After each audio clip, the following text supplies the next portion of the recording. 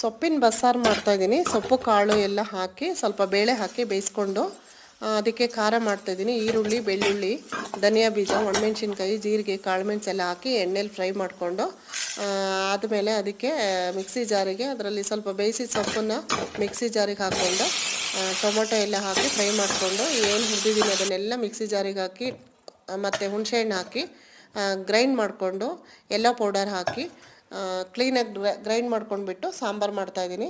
ತುಂಬ ಚೆನ್ನಾಗಿತ್ತು ಸಾಂಬಾರು. ನೋಡಿ ಮಾಡಿ ತಿನ್ಕೊಳ್ಳಿ. ಹೇಗಿತ್ತು ಹೇಳಿ. ಸಾಂಬಾರು ನನಗಂತೂ ತುಂಬ ಚೆನ್ನಾಗಿತ್ತು. ನಿಮಗೆ ಹೇಗಿತ್ತು ಹೇಳಿ. ಲೈಕ್ ಮಾಡಿ, ಶೇರ್ ಮಾಡಿ, ಸಬ್ಸ್ಕ್ರೈಬ್ ಮಾಡಿ, ಸಪೋರ್ಟ್ ಮಾಡಿ. ಇನ್ನೂ ಬೇರೆ ಬೇರೆ ಅಡುಗೆಗಳನ್ನ ನಾನು ಮಾಡಿ ಯೂಟ್ಯೂಬಲ್ಲಿ ಹಾಕ್ತಾಯಿರ್ತೀನಿ. ನಿಮ್ಮೆಲ್ಲರ ಸಪೋರ್ಟು ನನಗೆ ಬೇಕು. ತುಂಬ ಚೆನ್ನಾಗಿತ್ತು ಸಾಂಬಾರು. ಇದು ಸ್ವಲ್ಪ ಕಾಯಿ ಹಾಕಿದ್ರೆ ಒದಗಿ ಬರುತ್ತೆ ಸಾಂಬಾರು. ನನಗೆ 2 ಟೈಮಿಗೆ ಸಾಕಿತ್ತು, ತಿಳಿಯಾಗಿ ಬೇಕು ಅಂತ ನಾನು ಮಾಡಿಕೊಂಡಿದ್ದೆ. Thank you.